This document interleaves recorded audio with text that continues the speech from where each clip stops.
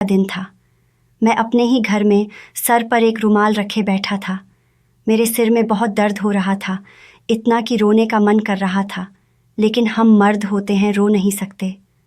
मेरी मर्दानगी पर एक धब्बा लग गया था, वो भी बहुत बड़ा, क्योंकि मेरे सिर पर एक गहरा घाव हो गया था।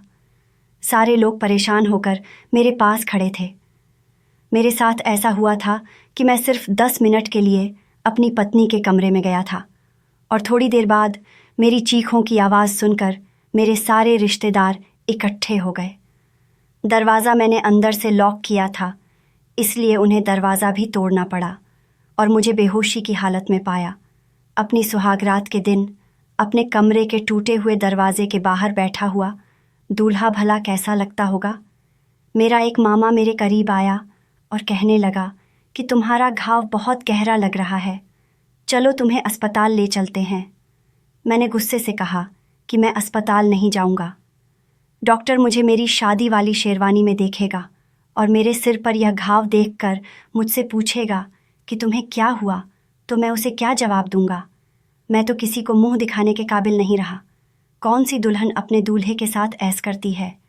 पहली रात ही कोई ऐसा करता है भला? उसने तो मुझे कहीं का नहीं छोड़ा। ये किस तरह की लड़की से मेरी शादी करा दी? अभी से इसका यह हाल है तो बाद में मेरे साथ क्या करेगी? मेरी तो सारी जिंदगी बर्बाद हो गई। बस शक्ल देखकर उठा लिया, अक्ल तो देख लेते उसकी। लड़की बड़ी खूबसूरत थी। मैं भी बड़ी खुशी खुशी कमरे के अंदर गया था। शादी वाले दिन तो खुशी होती ही है, और खुशी किस बात की होती है यह हम सब लोग अच्छी तरह जानते हैं। लोग समझते हैं कि लड़की ज़्यादा खुश है, लेकिन लड़की के साथ हम मर्द भी खुश होते हैं, क्योंकि हमारी ज़िंदगी में एक लड़की आ रही होती है। इस घर में कोई औरत भी नहीं थी, इसलिए यह शादी बड़ी जल्दी में हो रही थी। कुछ तो मैं भी था कि मुझे मेरी पत्नी बहुत ज़्यादा सुंदर थी, और मर्द को बस यही चाहिए होता है। वह कहानी तो सुनी होगी आपने। तो एक मर्द ने 3 औरतों को 5-5 हज़ार रुपये दिए और कहा कि इनको इस्तेमाल करो, जिसने सही इस्तेमाल किया मैं उससे शादी कर लूँगा। एक औरत ने 5,000 से मर्द के लिए ही चीज़ें ले लीं और उसने कहा कि मुझे अपने से ज़्यादा तुम्हारा ख्याल है। आदमी यह देखकर बहुत खुश हुआ। दूसरी औरत ने कहा, जो मैंने वह पैसे इस्तेमाल भी नहीं किए बल्कि जमा कर दिए, ताकि हम लोग बाद में इस्तेमाल करें जब हमें ज़रूरत हो। यह बात भी बहुत अच्छी थी। तीसरी औरत ने वहीं 5,000 रुपये अपने ऊपर लगा लिए। उसने अच्छा सा मेकअप किया और सुंदर सा ड्रेस पहनकर खड़ी हो गई, और आदमी ने तीसरी वाली औरत के साथ ही शादी कर ली। मतलब मर्द को सिर्फ खूबसूरती ही चाहिए होती है, और शादी की रात कौन सी औरत उसके लिए कमरे में खाना पका कर बैठी होती है? उसकी खूबसूरती देखकर ही वह खुश होता है। लेकिन मेरे मामले में तो लगता है मेरे घर वालों ने कुछ देखा ही नहीं। मैं अपने रिश्तेदारों से अपने दिल का दुख सुना रहा था। मैं सारे रिश्तेदारों के सामने यही बात कर रहा था कि मेरा बाप आया और आकर मेरे मुंह पर थप्पड़ मार दिया। शर्म नहीं आती अपनी पत्नी के बारे में ऐसा कहते हुए? एक दिन की दुल्हन के बारे में ऐसी ऐसी बातें कर रहा है। ये क्यों नहीं सोचते कि तू अभी से उससे ऐसी बातें कर रहा है तो बाद में उस बेचारी के साथ क्या करेगा?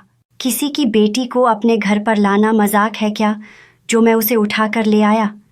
तेरे लिए मैंने उसके बाप को जवाब दिया। अगर उसके साथ कुछ भी बुरा हुआ तो मैं शर्मिंदा हूँगा, और तू मुझे शर्मिंदा करवाना चाहता है, वह भी इस उम्र में। सारी ज़िंदगी मैंने ना किसी के पैसे रखे, ना किसी को मेरे खिलाफ बोलने के लिए कोई बात मिली, और अब तू इस लड़की के बाप के सामने मुझे शर्मिंदा करवा रहा है। अपनी फालतू हरकतों की वजह से मेरा तो मुंह खुला का खुला रह गया।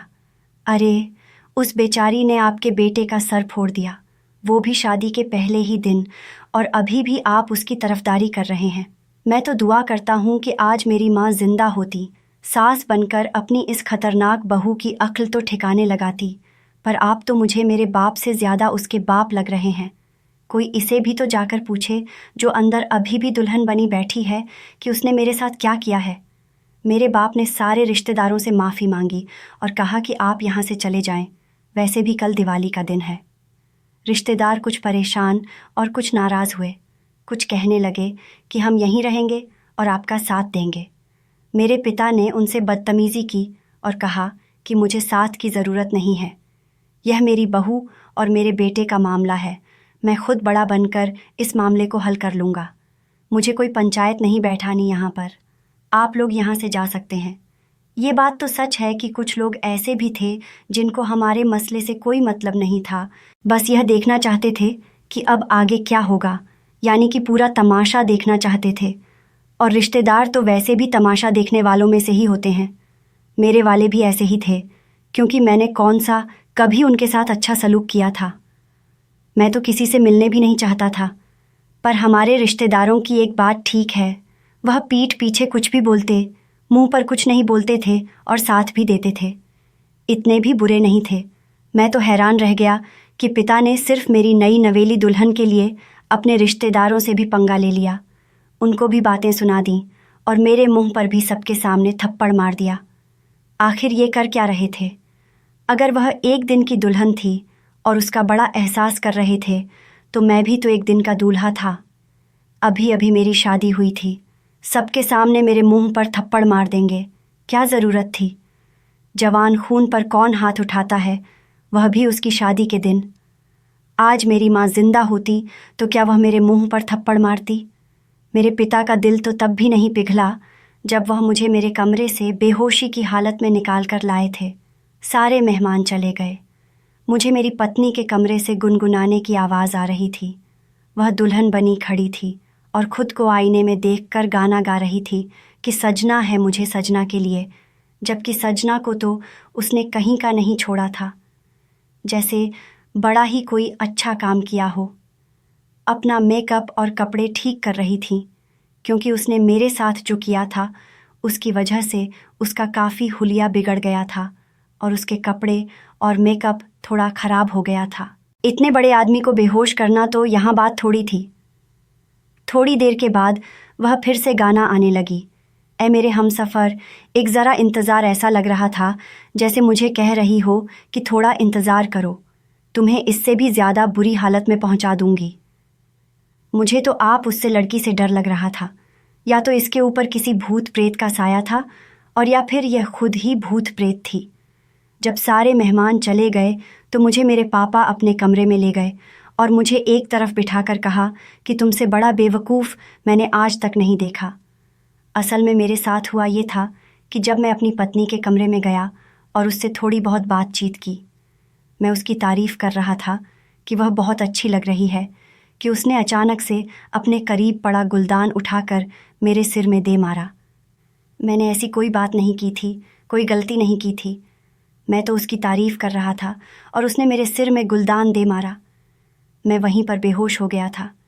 मैंने अपने बाप से कहा कि इस पागल से मेरी जान छुड़वाओ, ये लड़की पागल है, मुझे यकीन है, क्योंकि ऐसा काम एक पागल ही कर सकती है, वह भी बिना वजह। या तो मैंने उसके साथ कुछ बुरा किया हो और मैं कुछ बुरा करने वालों में से नहीं था। अगर वह मुझसे कहती कि मुझसे दूर रहो, तो मैं तो उसके पास भी न जाता। फिर उसे ऐसा भी क्या हुआ कि उसने उठाकर एक चीज़ ही मेरे सिर पर मार दी। ऐसा कौन सी दुल्हन करती है भला? अगर उसे अपना रौब जमाना था तो उसे इतना पता होना चाहिए था कि यह रौब नहीं था। मेरे बाप ने कहा, ये लड़की पागल है और मैं शादी से पहले ये बात जानता था कि ये पागल है और इसे मानसिक दौरे पड़ते हैं। कभी कभी बिल्कुल ठीक हो जाती है, लेकिन कभी कभी अचानक ही इसका मूड खराब हो जाता है। मुझे लगा कि मेरा बाप मुझ पर तंज कर रहा है कि तुझे अच्छी भली औरत देकर दी और तू कह रहा है कि लड़की पागल है। मैं सर झुकाकर खड़ा था। उसने कहा, अरे मैं कह रहा हूँ कि यह लड़की वाकई पागल है और इस बात को मुझे शादी से पहले पता था। इसके साथ कोई परेशानी है, इसको कोई मूड की बीमारी है, पता नहीं उन्होंने क्या मुश्किल नाम बताया था। तेरी पत्नी पागल है, मैं मजाक नहीं कर रहा। मेरे कदमों तले से ज़मीन निकल गई, क्योंकि ये रिश्ता मेरे बाप ने ही किया था। मुझे कुछ भी नहीं बताया था, बस मुझे इस लड़की की तस्वीर दिखाकर खुश करते रहे कि कितनी खूबसूरत है। खूबसूरत तो वह बहुत थी, लेकिन पागल थी। तो फिर आपने मुझे क्यों इस मुसीबत में डाला? तब मेरे बाप ने मुझे एक और बहुत ही अजीब सी बात बताई। मेरे बाप ने कहा, तुम्हें क्या लगता है कि मैं बेवकूफ़ हूँ कि तुम्हारी शादी एक पागल लड़की से करवाऊँगा? इस घर को देखो, अपने आप को देखो। हम इस 2 कमरों के घर में क्या सारी ज़िंदगी रहेंगे। ये लड़की पागल ज़रूर है, लेकिन अपने बाप की इकलौती बेटी और सारी जायदाद की मालिक है।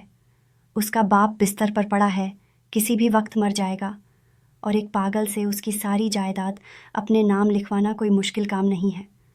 जब उसका बाप इस दुनिया से चला जाएगा तो सारी दौलत उसकी हो जाएगी और हम कोई भी छल करके उससे उसकी दौलत अपने नाम करवा लेंगे। फिर तुम्हें इसके साथ रहने की कोई ज़रूरत नहीं होगी। तुम जिससे चाहो शादी करना, तुम्हें इजाज़त होगी, और ये जाए जहाँ से भी इसे कोई फ़र्क नहीं पड़ेगा इस मुंह के साथ। अगर किसी बड़े घर की बेटी को लाने के बारे में सोचेंगे तो हमें कौन रिश्ता देगा, लेकिन जब हम खुद बंगले के मालिक बन जाएंगे तो फिर तुझे लड़की पर हाथ रखेगा, वह तेरी हो जाएगी। हमें कोई मेहनत भी नहीं करनी पड़ेगी। इसका रिश्ता लेने के लिए भी पता नहीं क्या क्या पापड़ बेलने पड़े, लेकिन ये बात है क्योंकि ये लड़की पागल थी और तेरी शक्ल भी बुरी नहीं है, इसलिए ये रिश्ता हमें मिल गया। तुमने अपने बाप को गंभीरता से नहीं लिया बेटा, मैं बहुत दूर की सोचता हूँ, तुम्हारी तरह नहीं। तुम जो रिश्तेदारों के सामने बातें कर रहे थे वो अब सारी ज़िंदगी याद रखेंगे। तुम्हें एक अच्छा पति बनना है, तुम्हें अपने ससुर से भी मिलने जाना है और उसका भी ख्याल रखना है। तुम अगर ऐसे ही अपने रिश्तेदारों के सामने बोलते रहोगे और कल तक रिश्तेदार ये बात उसके बाद तक पहुंचा देंगे कि तुम्हारा बेटा तुम्हारी बेटी से नफ़रत करता है और उसके बारे में शादी वाले दिन ही ऐसी बातें कर रहा था, तो हमारा सारा प्लान ख़राब हो जाता। अब सबके सामने कर सकता था ना, ये बात भूल कर तेरे मुंह में डाल सकता था। इसीलिए मैंने सीधे आकर गर्मी को थप्पड़ मार दिया ताकि तू चुप हो जाए। मैंने कहा, अगर वो दोबारा मुझ पर हमला करेगी तब। मेरे बाप ने कहा, वो पागल है तो उसे अच्छे तरीके से संभालो, उससे प्यार से बात करो, उसका मूड अच्छा रखो। वैसे भी कितने दिन जी लेगा उसका बूढ़ा बाप। मैंने डॉक्टर से पूछा था। डॉक्टर ने कहा था कि कोई उम्मीद नहीं है, हिम्मत से काम लेना होगा। समझो कि कुछ दिन की मुश्किल और फिर सारी ज़िंदगी की आसानी है।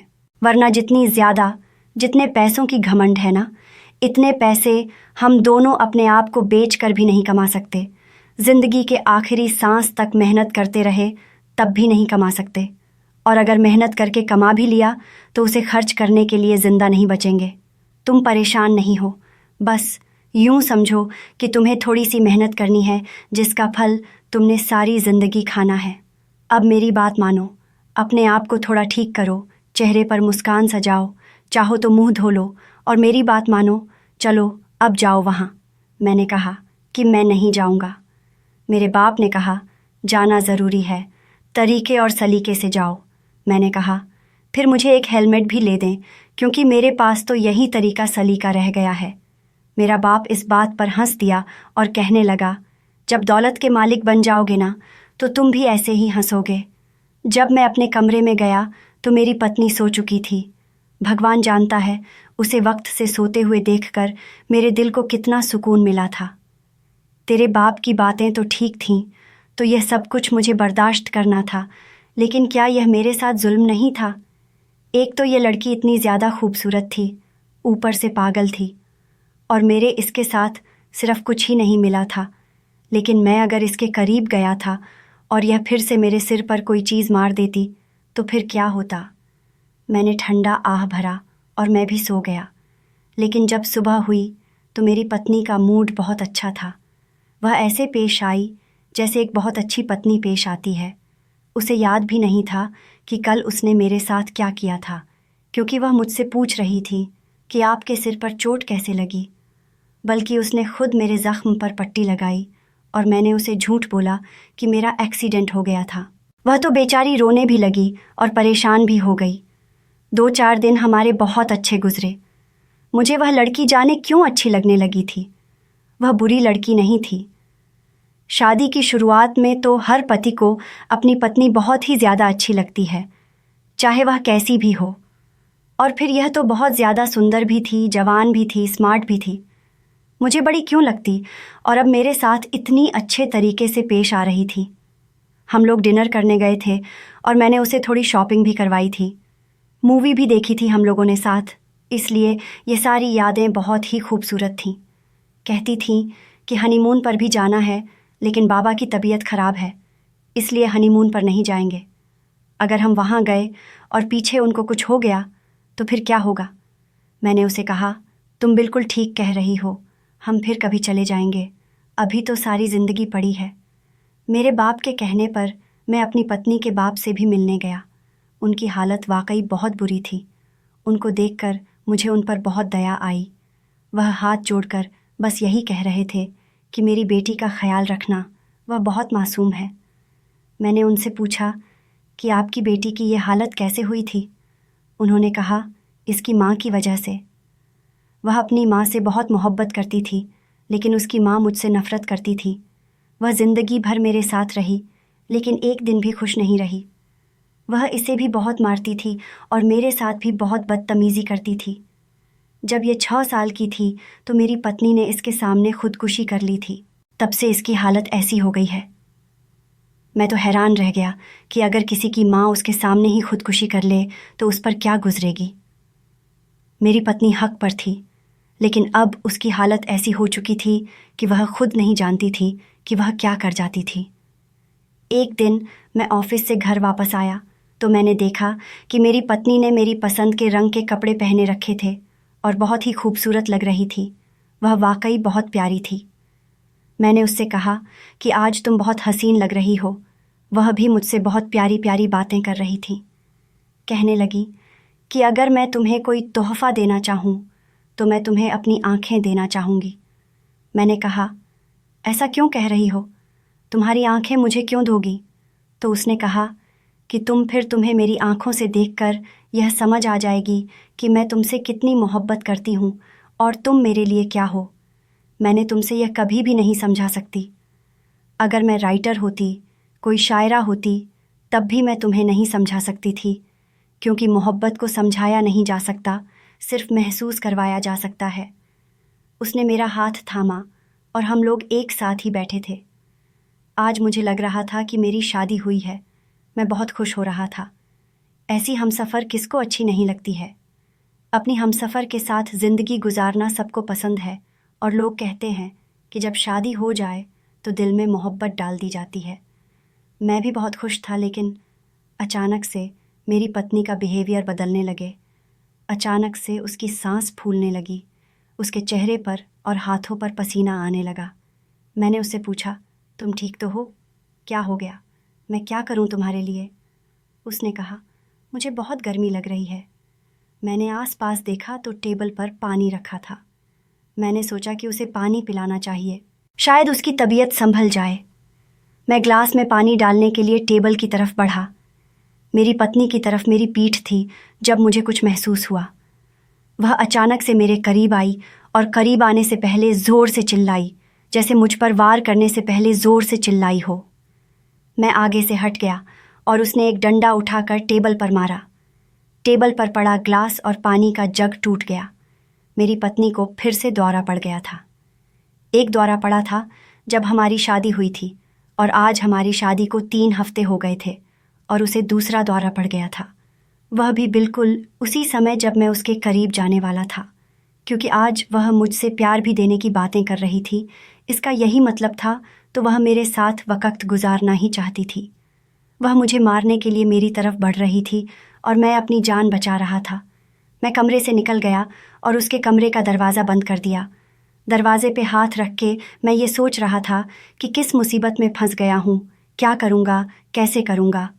वह कमरे में कैद थी और बुरी तरह चिल्ला रही थी, लेकिन थोड़ी देर बाद उसके रोने की आवाज़ें आने लगीं और वह रोते हुए दरवाज़ा पीटने लगी, चिल्लाने लगी, मुझे यहाँ से बाहर निकालो, मुझे बहुत डर लग रहा है। उसकी आवाज़ में बहुत दर्द था। शायद वह बहुत डरी हुई थी, लेकिन मैं दरवाज़ा खोलने से डर रहा था, क्योंकि मुझे यकीन नहीं था कि वह फिर से मुझ पर हमला न कर दे। लेकिन वह जिस तरह रो रही थी, मुझे बहुत ही अजीब लग रहा था। मैंने दरवाज़ा आहिस्ता से खोला तो वह सामने बैठी रो रही थी। आकर मेरा हाथ थामे मेरे साथ खड़ी हो गई और कहने लगी, मुझसे नफ़रत मत करो, मैंने कुछ नहीं किया, मुझे खुद नहीं पता क्या हो रहा है, लेकिन कमरे में चीज़ें टूटी पड़ी हैं।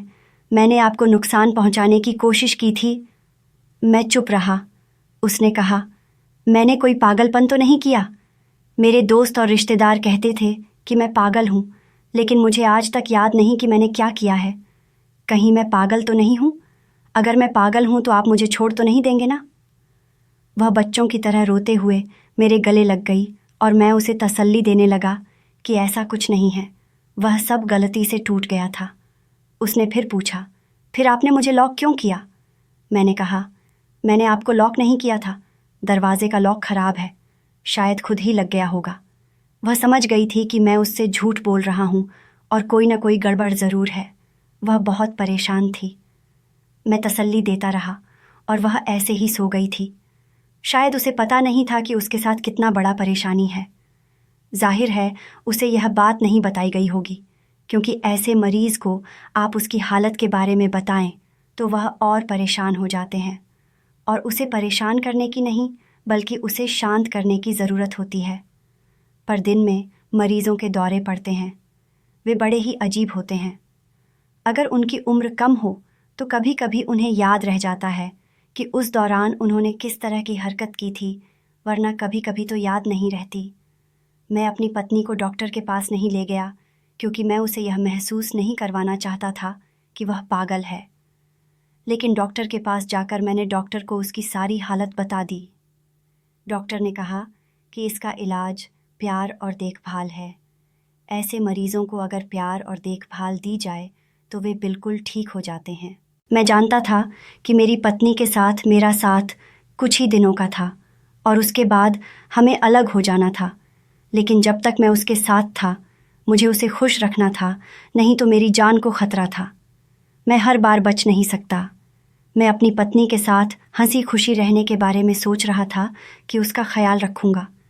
जब तक हम साथ हैं तब तक हम अच्छे से रहेंगे। लेकिन मैंने एक बात नोट की थी, जैसे ही मैं उसके करीब जाने लगता उसे दौरा पड़ जाता था, क्योंकि पहली रात भी दौरा इसी वजह से पड़ा था और अब भी इसी वजह से। और एक और बार भी ऐसा हुआ था कि जैसे मैंने उसका हाथ थामा और उसे प्यार भरी बातें करने लगा, उसे दौरा पड़ गया था, लेकिन वह थोड़ा हल्का था। जैसे ही मैं उससे दूर हुआ वह बिल्कुल ठीक हो गई थी। शायद मेरी पत्नी मुझसे शादी नहीं करना चाहती थी और उसे यह शादी ज़बरदस्ती करवाई गई थी और इसलिए वह यह सब कर रही थी। लेकिन मुझे इस बात की तह तक जाना था। मैं पूरा दिन घर पर नहीं होता था। मुझे नौकर ने कभी ऐसी बात नहीं की कि आपकी पत्नी की तबीयत खराब हो गई है, लेकिन जैसे ही मैं घर आता और उसके करीब जाने लगता तो उसे दौरा पड़ जाता था। ज़रूर दाल में कुछ काला था। मैंने एक दिन ऐसा किया कि अपनी पत्नी को गुस्सा दिलाने की कोशिश की। मैं देखना चाहता था कि वह गुस्से में क्या करती है। वह बिल्कुल सामान्य थी। हमने साथ खाना खाया और अपने कमरे में आ गए। हम फिल्म देख रहे थे तो मैंने कहा, मुझसे दूर बैठो, मैं पूरे दिन का थका हुआ हूँ, मुझसे दूर हो जाओ। वह कहने लगी कि दूर ही तो हूँ, तो आपको इससे क्या परेशानी है? मैंने कहा कि तुम इस कमरे से निकल जाओ, यह मेरा है। मैं यहाँ तुम्हारी शक्ल नहीं देखना चाहता। मैंने ऐसी बात की थी कि अगर सामान्य पत्नी भी होती तो उसे भी बहुत गुस्सा आ जाता, लेकिन मेरी पत्नी को गुस्सा नहीं आया। वह कहने लगी कि कोई बात नहीं, आपका दिन अच्छा नहीं गुजरा होगा। जब पति का दिन ऑफिस में अच्छा ना गुजरे तो घर आकर पत्नी पर गुस्सा निकालता है। फिर आपको पता है कि पत्नी बच्चों पर गुस्सा निकाल देती है। जब हमारे बच्चे हो जाएंगे तो मैं भी ऐसा करूँगी। लेकिन मैं आपकी इस हालत को समझती हूँ। मुझे बुरा नहीं लगा, मैं कमरे से चली जाऊँगी। अब यह किसके साम की बात थी? जब मैं कुछ नहीं करता था तो उसे इतना ज़्यादा गुस्सा आ जाता था कि वह मुझ पर हाथ उठाने को तैयार हो जाती थी। और अब मैंने उसे ऐसी बातें की थीं जो अगर किसी सामान्य लड़की को की जाती तो उसे वाकई इस स्तर का गुस्सा आता। अब वह बड़े आराम से कह रही थी कि कोई बात नहीं, सब कुछ ठीक है, मैं आपकी स्थिति को समझ सकती हूँ। उस वक्त उसने मेरी स्थिति क्यों नहीं समझी? मेरी भी तो पहली शादी थी। अगर उसे मेरी कोई बात बुरी लगी तो मुझे बता देती। मुझे चोट लगी थी, मुझे अभी तक दर्द हो रहा था और थोड़ा थोड़ा बुखार भी था। वह गुस्सा होने के बजाय अच्छे मूड में आ गई थी। वह भविष्य की बातें कर रही थी। मैंने उसका हाथ थाम लिया और कहा, मुझे माफ़ कर दो, मेरा मूड ख़राब था, इसलिए मैंने तुम्हें यह सब कह दिया। मेरा ऐसा कोई मकसद नहीं था। और फिर से पहले जैसी हो गई। मैं उसे देख रहा था तो उसने मुझे देखा और बोली, क्या बात है? तो मैंने कहा, नहीं, मैं कुछ नहीं सोच रहा। मुझे अपनी पत्नी पर शक था, क्योंकि अगर वह पागल होती तो उसे अभी मेरी बात पर गुस्सा आ जाना चाहिए था। मैं एक दिन अपने घर में ही छुप गया। मेरे कमरे की खिड़की बाहर लॉबी में खुलती थी। मैंने कमरे की खिड़की पहले खोल दी थी और एक तरफ से पर्दा हटा दिया था। मैं लॉबी में खड़ा खिड़की से सब कुछ देख सकता था। देखना चाहता था कि मेरी पत्नी क्या करती है, क्योंकि मैंने सुना था कि जब कोई पागल होता है तो वह अकेले में अजीबोगरीब किस्म की हरकतें या बातें करता है। पर वह बिल्कुल सामान्य थी, अपने आप को संवार रही थी, हंस रही थी। फिर उसका फ़ोन बजा और उसने फ़ोन स्पीकर पर रख दिया। मैं खुश हुआ कि अब मैं सुन सकूंगा कि किससे बात कर रही है। कोई लड़की थी जिससे वह बात कर रही थी।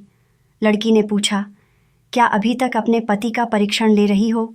मेरी पत्नी ने कहा कि परीक्षण तो लेना पड़ेगा ना, सारी ज़िंदगी साथ जो गुजारनी है। मुझे इस शख्स से मोहब्बत होने लगी है।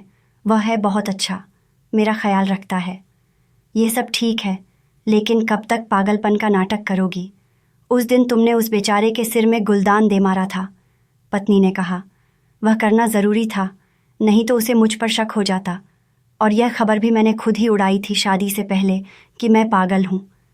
उसका बाप बहुत लालची है, क्योंकि उसने यह जानते हुए कि मैं पागल हूँ मुझसे अपने बेटे की शादी करवाई। इसलिए मैं देखना चाहती हूँ कि मेरा पति भी कहीं अपने बाप जैसा तो नहीं है। मेरे कदमों तले से ज़मीन निकल गई कि हम तो सोच रहे थे कि हम इस लड़की के साथ खेल रहे थे, लेकिन यह तो हमारे साथ एक बड़ा खेल रही थी। जाहिर है वह अमीर बाप की बेटी थी। सोचती होगी कि इससे शादी किसी मतलब के लिए तो नहीं की जा रही है। इसमें कोई कमी नहीं थी।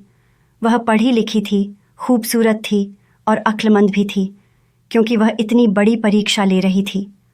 मुझे इस बात पर बिल्कुल भी गुस्सा नहीं आया, क्योंकि हम भी तो इसके बारे में ऐसा ही सोच रहे थे। हम भी तो गलत कर रहे थे। हमारे दिमाग में भी प्लान था। यही सोचकर वहाँ से जाने लगा कि मेरे कानों ने फिर से कुछ सुना। उसने कहा कि मुझे अपने पति से बहुत मोहब्बत हो गई है।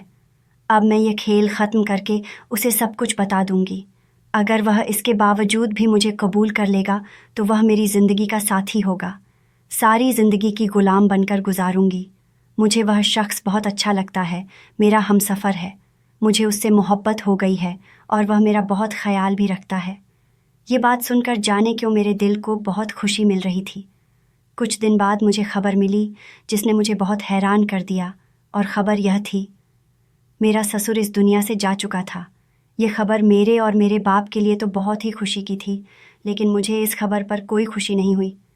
मेरे बाप ने बताया कि हमें तो कुछ करना ही नहीं पड़ेगा, बूढ़ा तो पहले ही वसीयत लिख के गया है और इस वसीयत के मुताबिक सब कुछ तुम्हारा ही है। मेरी पत्नी बहुत बुरी तरह रो रही थी। इस दुनिया में उसके बाप के अलावा कोई न था। वह रोते रोते जब मेरे गले लगी, मैंने उसे तसल्ली दी तो मुझे लगा कि अब वह मेरी जिम्मेदारी है और अब मुझे ही उसका ख्याल रखना है। 20 दिन हो चुके थे। उसके पिता को इस दुनिया से गए हुए 15 दिन हो चुके थे। उसके पिता की वसीयत के मुताबिक हम उसके घर में जाकर रह रहे थे, क्योंकि वह घर हमारा ही था और हम उसे अकेला नहीं छोड़ सकते थे। ये बहुत बड़ा बंगला था। बाहर गाड़ियाँ खड़ी थीं। घर, बंगला, गाड़ियाँ और बैंक में पैसे। इसके अलावा जो उसकी फैक्ट्री थी, उसका मालिक भी मुझे बना दिया गया था और सब कुछ मेरा हो गया था।